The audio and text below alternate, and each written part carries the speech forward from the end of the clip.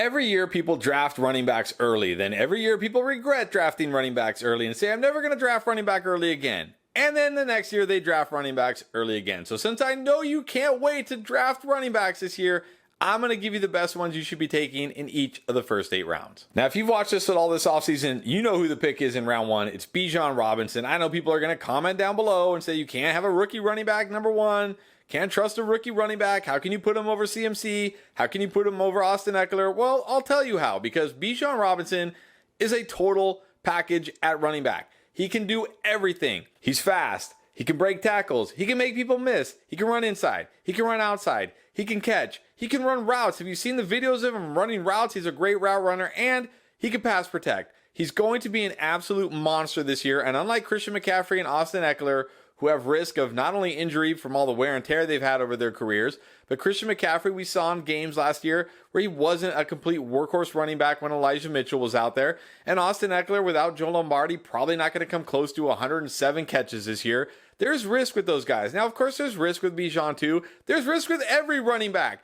Every running back has risk, but we're talking about a rookie running back who's in a great spot to smash this year, is a generational talent, can do it all, and is going to get used as an offensive weapon both on the ground and through the air. And if you think back to Breece Hall last year, who was going to absolutely destroy fantasy football before his ACL tear, who you probably would have had no problem drafting in the first round, Bijan Robinson is not only better than Breece Hall as a prospect, he's in a better situation. So if you would have drafted Breece Hall in the first round last year, you should have no issue drafting Bijan Robinson. Only an injury can derail his season. Now, round 2 gets a bit tricky because you don't know which running backs are going to fall. So I'm going to first say if Saquon Barkley falls to the second round, you got to draft him. Last year, he ranked 2nd in snaps, 4th in carries, 6th in targets, and 7th in receptions. And the Giants will once again lean on him as a workhorse running back. He's going to be pretty much this entire offense. And the thing you got to really like about Saquon Barkley this year is he's basically playing for a contract again, because even though the Giants did give him that 1-year deal that was barely better than the franchise tag,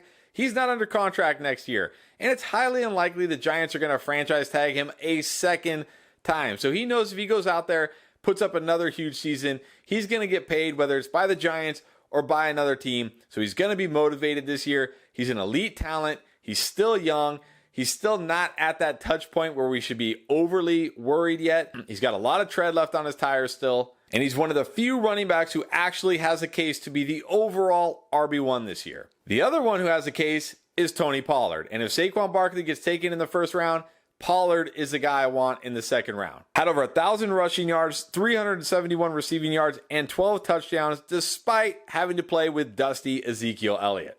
He's an efficient runner who's averaged over 5 yards per carry in all but one season. And he's also an explosive runner who ranked 4th in breakaway run rate last year. This is a guy who can pick up chunks of yardage, can hit home runs, and he's also a capable pass catcher. I think we can see him get to that 50, 60 catch mark. And if he does, that is more than enough for him to also have a case to be the RB1 this year. So if Saquon Barkley goes in the first round or doesn't make it to you in the second, I like Tony Pollard as well. Now the third round, and this is where it gets ugly. I mean, I'm just going to advise, do not draft a running back in the third round. But for the case of this video, I got to pick one. Now, normally it would be Ramondre Stevenson, and then Ezekiel Elliott just entered the chat. Now, I don't think Zeke is any good. He's complete dust. But I can't ignore the fact that he was great around the goal line last year. He's going to steal touchdowns from Ramondre Stevenson, and he's probably going to steal some early down short yardage work too. I still think Ramondre Stevenson will be fine. He'll still be a weapon in the passing game, but that touchdown potential upside that I was really loving early in the offseason, it's probably gone now. So I'm going to go with another running back that I don't love, and that's Travis Etienne. I like Travis Etienne. I think Travis Etienne will be good. I just don't think he'll be great. But he is a super talented back. He ran for over 1,100 yards and had 35 receptions, despite not playing over 50% of the snaps until week 7. He's also an explosive runner. We saw him rip off many long runs last year, and even though he wasn't heavily used in the passing game, when he was very good. Now, he doesn't have RB1 potential like the other guys I've mentioned so far, but I mean, it's the third round. I got to pick somebody. It's Travis Etienne. I don't love him. I like him, but I'm going to recommend you don't take a running back in the third round unless somebody falls. Now, I do like a running back in round 4, and that is Jahmyr Gibbs. Gibbs certainly has a lot of risk, but he also gives you upside a lot of these guys in this range just don't. He's a tremendous pass catcher, and he legit has a path to be the Lions' #2 target leader this year, because behind him on Ross St. Brown, you have rookie tight end Sam Laporta and wide receiver Jameson Williams, who's going to miss the first 6 games with a suspension. He also ran a 4.36 40 and is a threat to take it to the house anytime he touches the ball. The downside, of course, is that he's badly undersized, probably won't get any goal line work, especially with David Montgomery there, and likely won't get a ton of carries. But again, it's round 4. I don't love any of these running backs. He's got the most upside in this range, so he's the one I'm picking. In round 5, I'm going with Kenneth Walker. Now, obviously, his value took a huge hit when they drafted Zach Charbonnet in the 2nd round, a running back I do like. But I'm still willing to bet on his talent, especially in the 5th round. Despite not really starting until week 6, he still went over 1,000 yards and had 9 touchdowns last year. And he's another guy with home run potential. He ranked 8th in breakaway run rate and had the 3rd most breakaway runs of all running backs last year. The downside is he'll never be heavily used as a pass catcher, and especially now with Zach Charbonnet there's no chance he'll be used as a pass catcher. But I'm going to buy into the talent here in the 5th round and assume he'll have a big enough role, even with Zach Charbonnet there, to pay off value in the 5th round. Hey, before I get to these last 3 running backs I really like this year, check this out. FlockFantasy.com/endgame is the ultimate cheat code for your fantasy football season. Put your fantasy football skills to the test by playing redraft against myself and Pierre. Battle us to try to take home cash prizes. And you can ace your draft like a pro with our exclusive video draft course to help you dominate your fantasy drafts. Gain the edge with our top-notch draft rankings plus our weekly in-season rankings. And get access to our secret knowledge with our bonus articles and videos that you cannot find anywhere else. And as a special bonus, you can show off your fantasy skills in style by wearing one of our classy Endgame t-shirts for free just by being a member. Sign up now at flockfantasy.com/endgame and get an amazing 30% off your subscription. All right, now we're on to round 6, and now we can actually draft some good running backs with upside. Yes, as crazy as it sounds, round 6 and beyond gives you better running backs than I feel like in rounds 3 through 5. So in round 6, I'm going to recommend you draft J.K. Dobbins. He just got activated off the PUP list. He's back at practice. John Harbaugh said he's 100% ready to go, and we know this guy is an elite talent. Had 2,000 yards in college last year at Ohio State, has averaged 5.9 yards per carry in his NFL career, and even last year, in the last 5 games when he was far from 100%, he went over 90 yards in 4 of those games and over 100 yards in 3 of those games.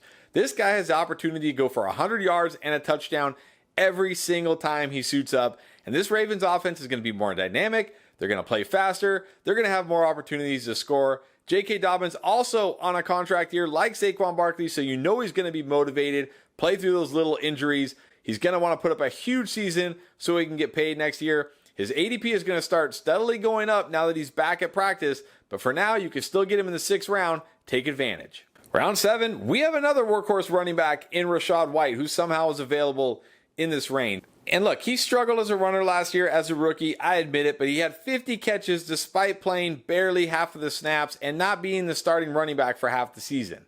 But now with Leonard Fournette gone, the pass catching upside is there. This is a guy who has legit 80+ catch upside, and if he gets a little bit better on the ground and through the air as far as his efficiency goes, he could smash, because he's going to be a workhorse running back in this offense, because the only guys behind him are Chase Edmonds, Keyshawn Vaughn, and Sean Tucker. And look, I got a lot of comments the last time I mentioned Rachaad White. You're a clown. You're sleeping on Sean Tucker. Well, am I? Because Sean Tucker is clearly way down the depth chart right now, because in the first preseason game, Rachaad White didn't play, clearly indicating he is the workhorse starting running back.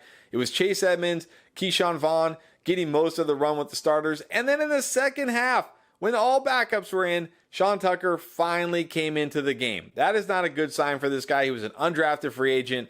Don't be surprised if he gets cut during training camp. But regardless, there is nobody behind Rachaad White to take significant work from him. I'm not worried about Chase Edmonds. This guy lasted like 2 games on the Dolphins and then he was barely used. I'm not worried about Keyshawn Vaughn. He's done nothing in his 3 years in the NFL. Rachaad White may not be the most explosive runner. He may not be the most efficient runner, but he's going to catch a ton of passes. He's going to be a workhorse in the 7th round. I'll take that. And then finally, in round 8, I'm going with James Cook. I've talked about him a lot this offseason, but man, the path is really opening up for James Cook. Because first of all, we had the Nyheim Hines injury ending his season. So any threat to his passing game work is gone. But now we also have Damian Harris banged up. Maybe he'll be okay week 1, maybe not. But it's starting to look like James Cook is going to have a more sizable role as the weeks go on. And when you look at it last year, he finished 38th in targets despite only playing 24% of the snaps.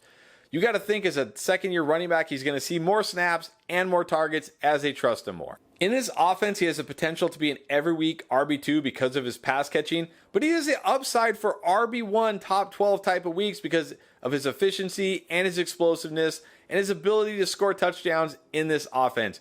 James Cook in the 8th round, an absolute steal. I'm taking him every time. Those are my favorite running back picks in rounds 1 through 8, but if you want to see who I'm targeting in rounds 9 and later, check out this video.